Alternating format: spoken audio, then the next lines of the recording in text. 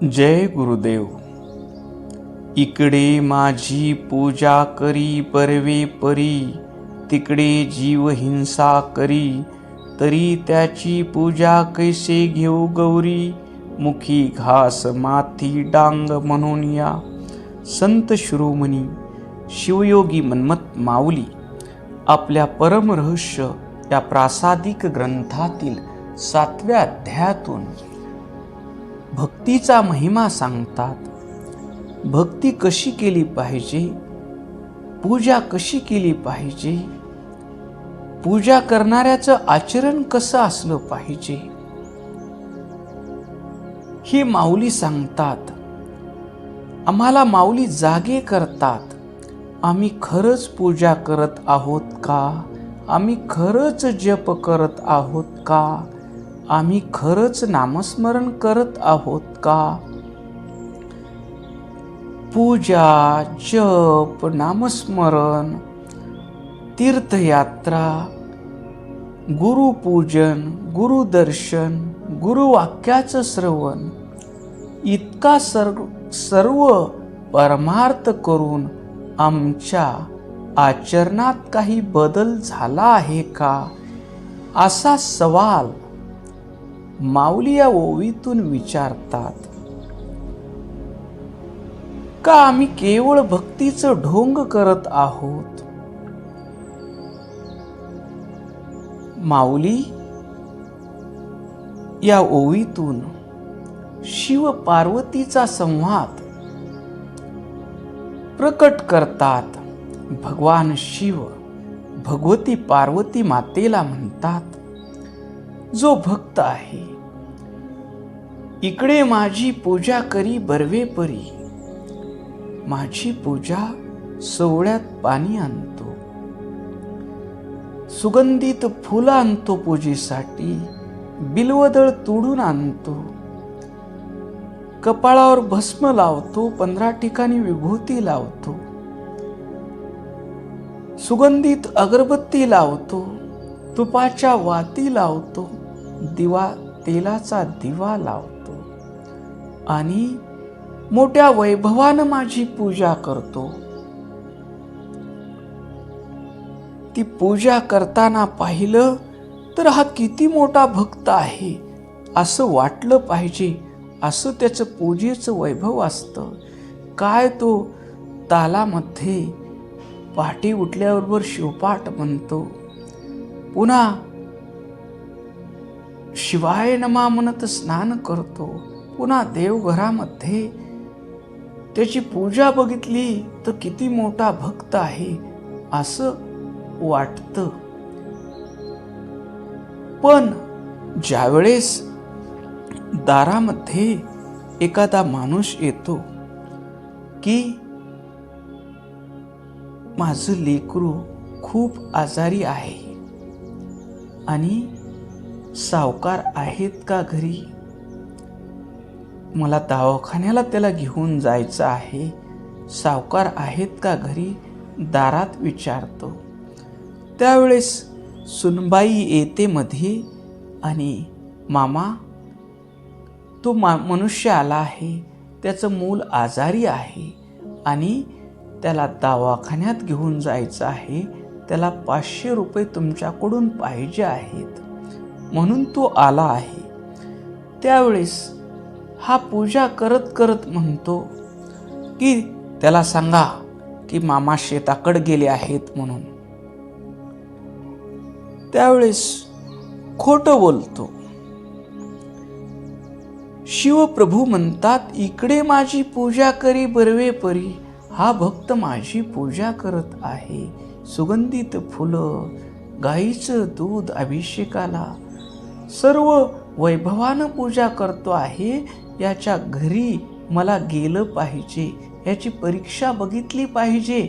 हे खरंच भक्ती करतो का? सर्वामध्ये याला परमात्मा दिसतो का? याकरिता भगवान शिव परीक्षा घ्यायला कुणाच्या तर रूपानं दारात आले आणि हा म्हणतो की शेताकडे गेले आहेत म्हणून सांगा.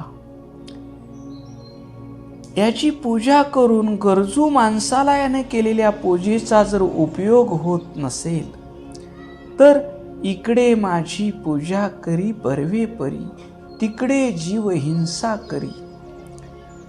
त्या आजारी जीवाला ही कोट्यावधीचा अब्जाधीश माणूस आहे, म्हणून हा काहीतरी कामाला पडेल म्हणून तो गरीब मनुष्य त्याच्या दारात आला आणि हे देण्याऐवजी त्याला खोटं सांगायला लावतो.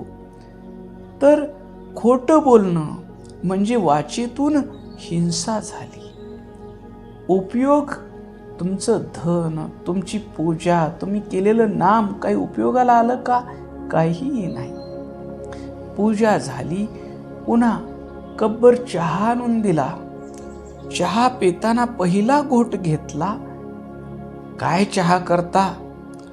कधी साखर तर जास्त घालता, कधी पत्ती तर जास्त घालता, तुम्हाला चहाच करता येत नाही. म्हणून चहा करणाऱ्यावर तुम्ही रागावता. त्यावेळेस तुम्ही वाचेनं केलेली हिंसा आहे. वाचेनं केलेली हिंसा आहे. पुन्हा चहा घेतला आणि शेतातला गडी आला. मालक, आज माझ्या मुलाचं ॲडमिशन करायला जायचं आहे, मला सुट्टी मिळेल का? त्यावेळेस हा म्हणतो, काय तर कारण सांगून खाडे करायचं बघता, सुट्टी बिट्टी काय मिळणार नाही. पोराचं ॲडमिशन असू काही असू मला घेणं देणं नाही, मी तुला पगार देतोय, काम तू केलं पाहिजे. अशा वेळी शिव म्हणतात, माझी डामडोलानं पूजा करून तू पुढच्या माणसाचं दुःख, त्याच्या वेदना, त्याच्या जीवनातल्या अडचणी तू जर समजून घेत नसेल तर तुझी पूजा करून काय उपयोग आहे? पूजा केली, पुन्हा तो शेतात गेला. शेतात गेल्यानंतर तिथं हौद भरलेला आहे आणि तहानलेलं कुत्र तिथं पळत आला आणि पाणी पिऊ लागला. उचलला धोंडा आणि घातला त्या कुत्र्याला आणि तो कुत्र क्वाय क्वाय करत निघून गेलं. भगवान शिव म्हणतात, डामडोलानं पूजा करून आत्ताच आला आणि या प्राण्याच्या रूपात मी पाणी पित असताना ह्याला त्या प्राण्यामध्ये परमात्मा दिसला नाही, त्यानं धोंडा घातला. इकडं माझी पूजा डामडोलानं केला आणि तिकडं जीव हिंसा करी, शरीरानं त्या जीवाला वेदना दिली. पुन्हा व्यापारावर येऊन बसला दुकानावर आणि तराजूला लोहचुंबक लावला आणि किलो मागी प्रत्येकाला छटाक कमी देऊ लागला, फसवणूक करू लागला. तर तुमची पूजा करून काय उपयोग आहे? पूजा करून काय उपयोग आहे? एका आईला 2 लेकरं आहेत. एका लेकराला तुम्ही खायला दिलं, भुकेले 2 लेकरं आहेत. एका लेकराला जेवायला दिलं आणि दुसऱ्या लेकराच्या थोबडीत दिली, तर त्या आईला आनंद होईल का? 2 लेकरं आहेत, एक माता घेऊन आली, माझे 2 लेकरं भुकेले आहेत, यांना जेवायला वाढा. त्यावेळेस तुम्ही एका लेकराला जीव घातलं आणि दुसऱ्या लेकराच्या थोबडीत दिली, तर त्या आईला आनंद होईल का? होणार नाही, कारण तिचेच दोन्हीही लेकरं आहेत.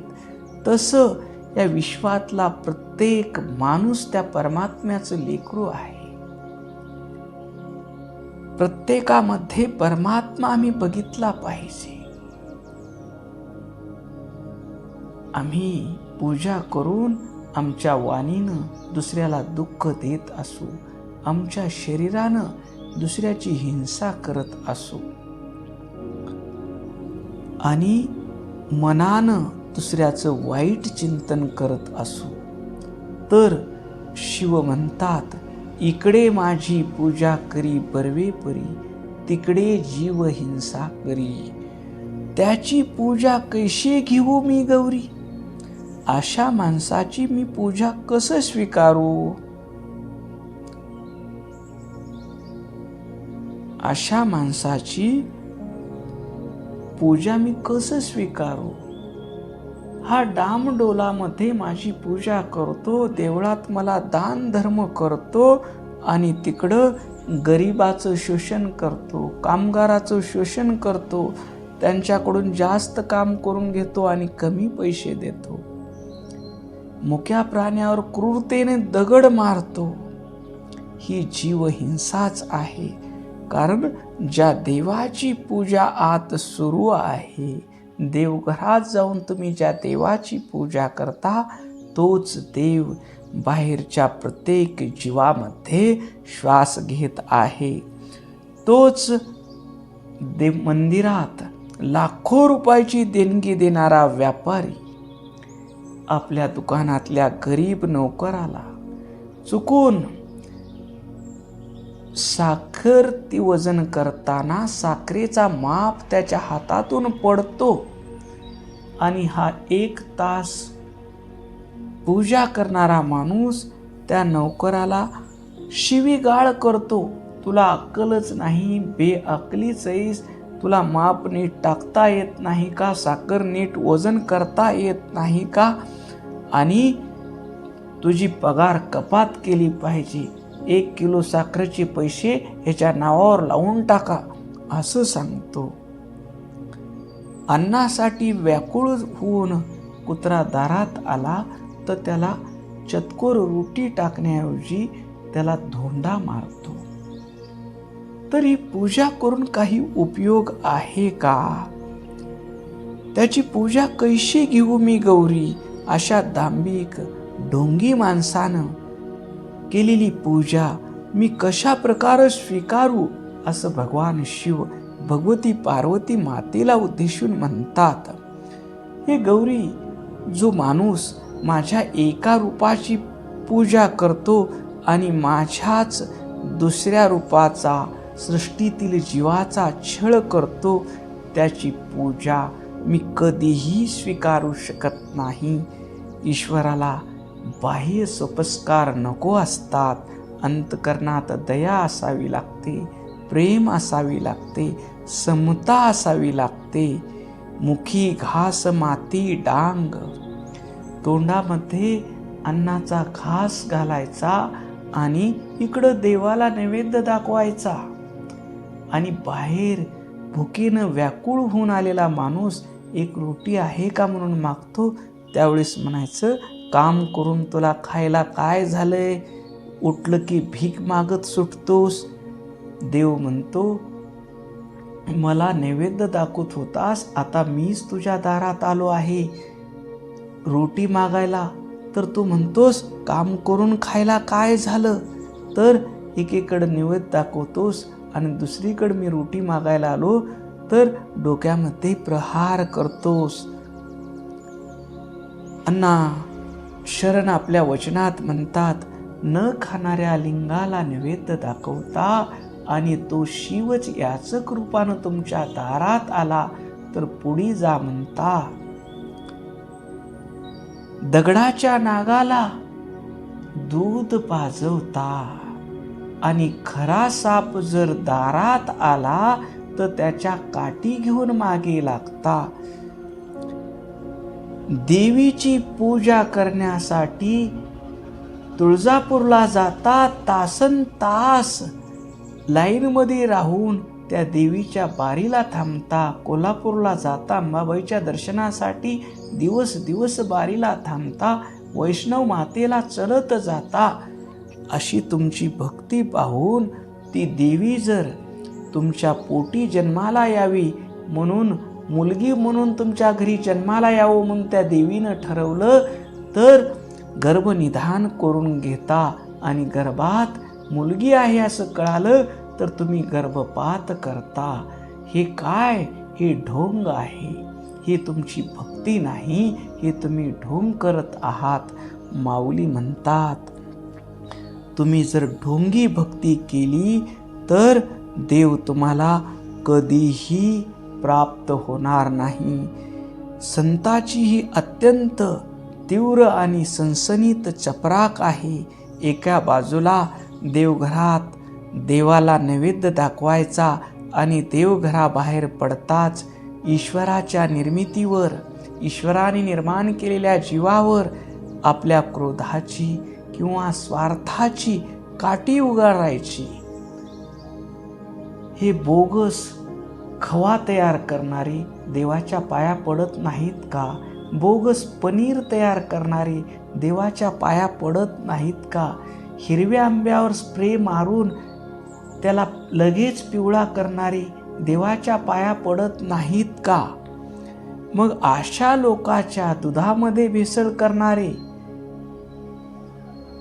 हे देवाची पूजा करत नाहीत का?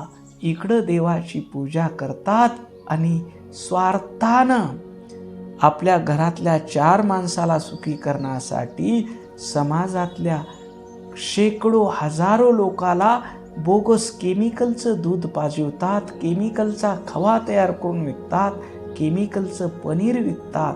हे आपण पाहत आहोत. मग अशा ढोंगानं देवाची पूजा केलेली देवापर्यंत पोहोचेल का? हा भक्तीचा भयानक विरोधाभास आहे. इकडं देवळात जायचं, लाखोची देणगी द्यायची आणि तिकडं व्यापारात भेसळ करायची, भ्रष्टाचार करायचा. हे माऊली म्हणतात, एकीकडं माझ्या मुखात घास घालायचा आणि दुसरीकडं माझ्या दुसऱ्या रूपाला माथी काठी मारायची.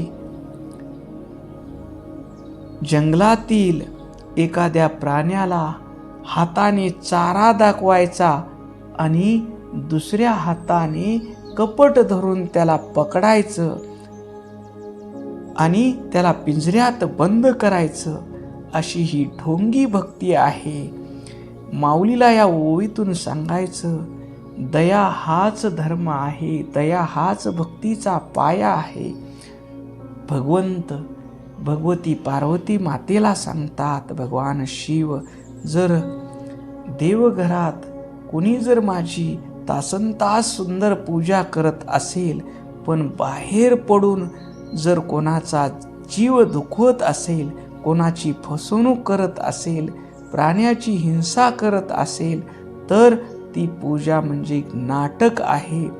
तोंडात घास भरवायचा आणि डोक्यावर काठीनं मार द्यायचा, असा व्यवहार जोपर्यंत आहे तोपर्यंत तुमची भक्ती नसून केवळ ढोंग आहे, असं माऊली या ओवीतून सांगतात. ओम शांती शांती.